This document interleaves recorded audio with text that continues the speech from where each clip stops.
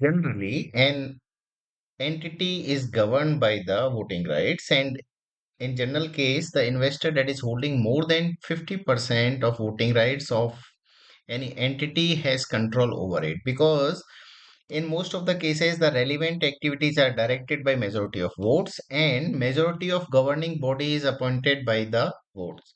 So in this case, the entity that is holding more than 50% of the voting rights, that is enough to direct the relevant activities, and appointment of majority of governing body of the entity is having the control. So but it is not always true, because of the complex legal environment and funding and corporate structure. If it is leading to majority holders not to have control over the entity, so there are few examples where majority of voting rights does not have control over the entity. It does not have any power to govern the entity and to affect the relevant activities of the investee. For example, if relevant activities are subjected to direction of government or court, administrator, receiver, liquidator, or regulator.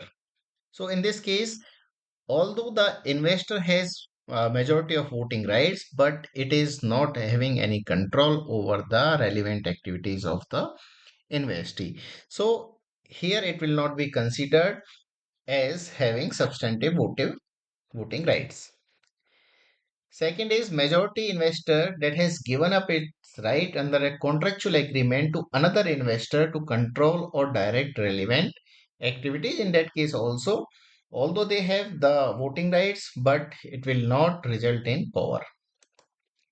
Third is voting rights are being held as an agent on behalf of a third party. And last is that when we are judging about the this assessment, we need to be very careful and we need to consider all the facts and circumstances around.